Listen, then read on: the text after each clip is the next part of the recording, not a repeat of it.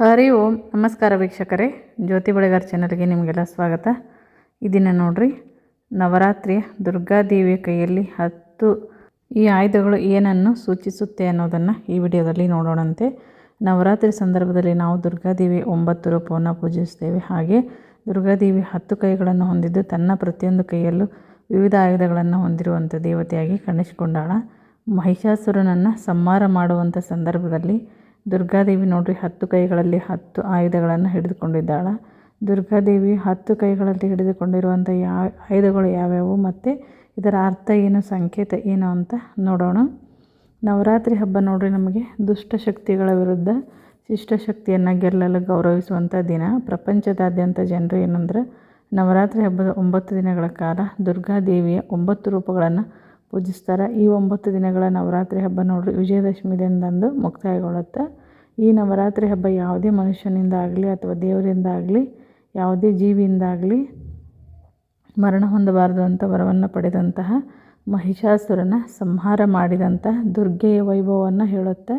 ದುರ್ಗಾದೇವಿ ನೋಡ್ರಿ ಮಹಿಷಾಸುರನನ್ನು ಸಂಹಾರ ಮಾಡುವಂಥ ಸಮಯದಲ್ಲಿ ಶಸ್ತ್ರಾಸ್ತ್ರ ಧಾರೆಯಾಗಿದ್ದಳು ಮತ್ತು ಆಕೆ 10 ಕೈಗಳಲ್ಲೂ ಕೂಡ ವಿವಿಧ ಬಗೆಯ ಆಯುಧಗಳನ್ನು ಹಿಡಿದು ರಾಕ್ಷಸನನ್ನು ಕೊಂದಳು ಅಂತಂದು ಐತಿ ನೋಡ್ರಿ. ದುರ್ಗಾದೇವಿ ತನ್ನ ಕೈಯಲ್ಲಿ ಹಿಡಿದಿರುವಂಥ 10 ಆಯುಧಗಳನ್ನು ಹೇಗೆ ಪಡೆದುಕೊಂಡ್ಲು ಮತ್ತು ಅದರ ಸಂಕೇತ ಏನು ಅನ್ನೋದನ್ನು ನೋಡೋಣಂತೆ. ವಜ್ರ ನೋಡ್ರಿ ಇಂದ್ರನಿಂದ ಪಡೆದಂತಹ ಆಯುಧ ವಜ್ರ. ಸಂಕೇತ ಏನಪ್ಪ ಅಂದ್ರೆ ಧೈರ್ಯ ಮತ್ತು ಅಚಲ ಇಚ್ಛೆ ಅಂತಲೇ ಹೇಳ್ಬೋದು. ವಜ್ರವು ಏನಂದ್ರೆ ದುರ್ಗೆಗೆ ದುಸ್ತರ ಪ್ರತಿಕೂಲಗಳನ್ನು ಎದುರಿಸುವಂಥ ಶಕ್ತಿಯನ್ನು ನೀಡಿತು. ಇದು ಏನಂತಂದ್ರೆ ಆಂತರಿಕ ಸ್ಥಿತಿಸ್ಥಾಪಕತ್ವ ಮತ್ತು ದೃಢ ಸಂಕಲ್ಪದ ಒಂದು ಸಂಕೇತ ಅಂತಲೇ ಹೇಳ್ಬೋದು. ದುರ್ಗಾದೇವಿ ಯಾವಾಗಲೂ ತನ್ನ ಒಂದು ಕೈಯಲ್ಲಿ ಆಯುಧವನ್ನು ಹಿಡಿದುಕೊಂಡು ಇರ್ತಾಳೆ. ಇನ್ನೊಂದು ಖಡ್ಗ ಏನಪ್ಪ ಅಂತಂದ್ರೆ ಗಣೇಶನಿಂದ ಪಡೆದಂಥ ಆಯುಧ. ಇದರ ಸಂಕೇತ ಬುದ್ಧಿವಂತಿಕೆ ಮತ್ತು ಬುದ್ಧಿಶಕ್ತಿ ನೋಡ್ರಿ. ದುರ್ಗಾದೇವಿ ಹಿಡಿದಿರುವಂಥ ಖಡ್ಗವನ್ನು ಆಕೆ ಶಿವ ಮತ್ತು ಪಾರ್ವತಿಯ ಸುತ್ತನಾದಂತಹ ಗಣೇಶನಿಂದ ಪಡೆದುಕೊಂಡ್ಲು ಅಂತ ಹೇಳಲಾಗುತ್ತೆ. ಈ ಖಡ್ಗ ನೋಡ್ರಿ ಅಜ್ಞಾನವನ್ನು ಮತ್ತು ಭ್ರಮೆಯನ್ನು ನಾಶ ಮಾಡುತ್ತೆ. ಇದು ಯುದ್ಧದಲ್ಲಿ ಜ್ಞಾನ ಮತ್ತು ಸ್ಪಷ್ಟತೆಯ ಶಕ್ತಿಯನ್ನು ಸೂಚಿಸುತ್ತೆ ಅಂತ ಹೇಳ್ಬೋದು ನೋಡ್ರಿ. ಆನಂತರ ಗದೆ ಏನಪ್ಪ ಅಂದ್ರೆ ಆಂಜನೇಯ ಸ್ವಾಮಿಯಿಂದ ಪಡೆದಂತಹ ಆಯುಧ. ಇದರ ಸಂಕೇತ ಏನಂತಂದರೆ ಅಧಿಕಾರ ಮತ್ತು ಶಿಸ್ತು ಅಂತ ಹೇಳ್ಬೋದು.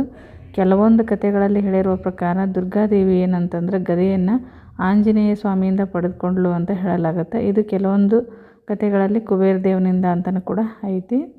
ದುರ್ಗಾದೇವಿ ಬಳಿ ಇರುವಂಥ ಗದೆ ನೋಡ್ರಿ ನಮ್ರತೆ ಮತ್ತು ನಿಷ್ಠೆಯಲ್ಲಿ ಬೇರೂರಿರುವಂಥ ಒಂದು ಶಕ್ತಿ ಅಂತಲೇ ಹೇಳ್ಬೋದು. ಈ ಶಕ್ತಿಯನ್ನು ಸದಾಚಾರದೊಂದಿಗೆ ಬಳಸಬೇಕು ಅಂತ ಇದು ನಮಗೆ ನೆನಪಿಸುತ್ತೆ.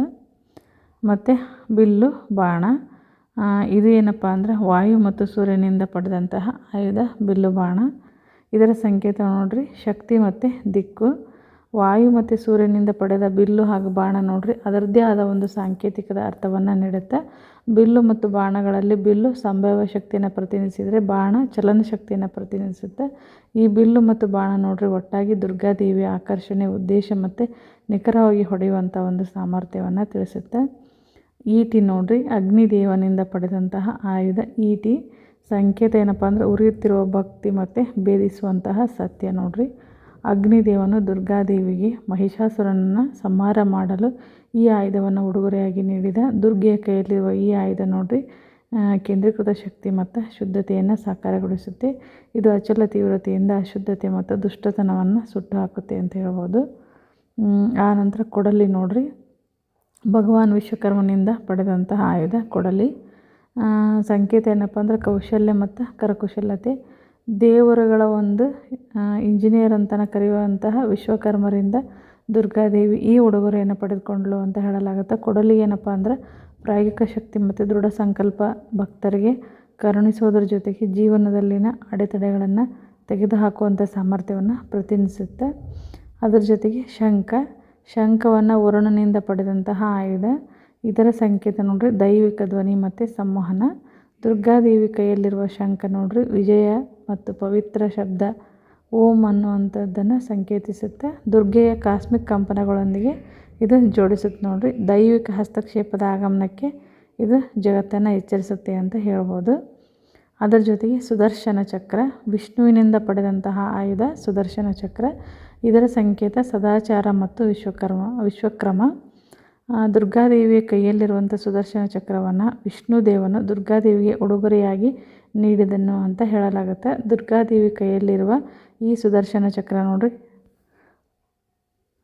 ದುರ್ಗಾದೇವಿ ಸೃಷ್ಟಿಯಲ್ಲಿ ಸಮತೋಲನವನ್ನು ಪುನಃಸ್ಥಾಪಿಸಲು ಮತ್ತು ಸತ್ಯವನ್ನು ರಕ್ಷಿಸಲು ನೀಡಿದ ಅಂತಂದು ಹೇಳಲಾಗತ್ತೆ ನೋಡ್ರಿ. ಮತ್ತು ಕಮಲ, ಭಗವಾನ್ ಬ್ರಹ್ಮನಿಂದ ಪಡೆದಂತಹ ಕಮಲ ನೋಡ್ರಿ, ಸಂಕೇತ ಏನಪ್ಪ ಅಂದ್ರೆ ಆಧ್ಯಾತ್ಮಿಕ ಜಾಗೃತಿ ಮತ್ತು ಶುದ್ಧತೆ. ಸಾಂಪ್ರದಾಯಿಕ ಅರ್ಥದಲ್ಲಿ ಕಮಲ ನೋಡ್ರಿ ಆಯುಧ ಅಲ್ಲ, ಅದು ಒಂದು ಹೂವು ಅಂತ ಹೇಳ್ಬೋದು. ಆದರೆ ಕಮಲ ಏನಪ್ಪ ಅಂದರೆ ಆಧ್ಯಾತ್ಮಿಕ ಜ್ಞಾನೋದಯ ಮತ್ತು ನಿರ್ಲಿಪ್ತತೆಯನ್ನು ಪ್ರತಿನಿಧಿಸುತ್ತೆ. ಹೀಗಾಗಿ ಈ ಅವ್ಯವಸ್ಥೆಯ ಒಂದು ನಡುವೆ ಅಚಲವಾಗಿ ಉಳಿಯುವಂಥ ದುರ್ಗೆ ನೋಡ್ರಿ, ದುರ್ಗೆಯ ಒಂದು ಸಾಮರ್ಥ್ಯವನ್ನು ಇದು ಒತ್ತಿ ಹೇಳುತ್ತೆ. ತ್ರಿಶೂಲ, ಶಿವನಿಂದ ಪಡೆದಂತಹ ಆಯುಧ ತ್ರಿಶೂಲ. ಈ ತ್ರಿಶೂಲ ನೋಡ್ರಿ ದುಷ್ಟ ಮತ್ತು ಅಜ್ಞಾನದ ನಾಶ. ತ್ರಿಶೂಲ 3 ವಿಭಾಗಗಳನ್ನು ಹೊಂದೈತಿ. ಇದು 3 ವಿಭಾಗಗಳ ಅದರದ್ದೇ ಆದ ಒಂದು ಮಹತ್ವವನ್ನು ಕೂಡ ಒಳಗೊಂಡೈತಿ. ಈ 3 ವಿಭಾಗಗಳು ತ್ರಿಶಕ್ತಿಗಳ ಅಂದರೆ 3 ಶಕ್ತಿಗಳ ಸಮತೋಲನವನ್ನು ಪ್ರತಿನಿಧಿಸುತ್ತೆ. ಈ 3 ಶಕ್ತಿಗಳು ಸೃಷ್ಟಿ, ಸಂರಕ್ಷಣೆ ಮತ್ತು ವಿನಾಶದ ಬಗ್ಗೆ ಹೇಳುತ್ತೆ ನೋಡ್ರಿ. ಶಿವನು ದುರ್ಗಾದೇವಿಗೆ ನೀಡಿರುವ ಈ ಉಡುಗೊರೆ ಭ್ರಮೆಗಳನ್ನು ಭೇದಿಸುವ ಮತ್ತು ದುಃಖದ ಮೂಲವನ್ನು ನಾಶಪಡಿಸುವ ಶಕ್ತಿಯನ್ನು ನೀಡಿತು ಅಂತಂದು ಹೇಳಲಾಗುತ್ತೆ. ಇದಿಷ್ಟೇನಪ್ಪ ಅಂದ್ರೆ ದುರ್ಗಾದೇವಿ ಕೈಯಲ್ಲಿರುವಂತಹ ಆಯುಧಗಳು ಮತ್ತು ಅದರ ಸಂಕೇತಗಳು, ಅದು ಏನನ್ನು ಸೂಚಿಸುತ್ತೆ ಅನ್ನೋದನ್ನು ನೋಡಿದೆವು. ಈ ಮಾಹಿತಿ ನವರಾತ್ರಿಗೆ ಸಂಬಂಧಪಟ್ಟಿರುವಂತಹ ಕೆಲವೊಂದಷ್ಟು ಮಾಹಿತಿಗಳನ್ನು ವಿಡಿಯೋದಲ್ಲಿ ಹಾಕ್ತಾ ಹೋಗ್ತೀನಿ. ನೀವು ಕೂಡ ನೋಡಿರಿ, ಸಪೋರ್ಟ್ ಮಾಡಿರಿ. ಮತ್ತು ವಿಡಿಯೋ ಇಷ್ಟ ಆಗಿದ್ದರೆ ವಿಡಿಯೋಕ್ಕೊಂದು ಲೈಕ್ ಕೊಡಿರಿ, ಕಾಮೆಂಟ್ ಹಾಕಿರಿ, ಶೇರ್ ಮಾಡಿರಿ. ಇನ್ನು ಯಾರು ನಮ್ಮ ಚಾನಲ್ಗೆ ಸಬ್ಸ್ಕ್ರೈಬ್ ಆಗಿಲ್ಲ, ಸಬ್ಸ್ಕ್ರೈಬ್ ಆಗೋದನ್ನು ಮರಿಬೇಡ್ರಿ. ಮತ್ತೆ ಹೊಸ ಮಾಹಿತಿಯೊಂದಿಗೆ ಮುಂದಿನ ವಿಡಿಯೋದಲ್ಲಿ ಸಿಗ್ತೀನಿ. ವಿಡಿಯೋ ನೋಡಿದ್ದಕ್ಕಾಗಿ ಎಲ್ಲರಿಗೂ ಧನ್ಯವಾದಗಳು.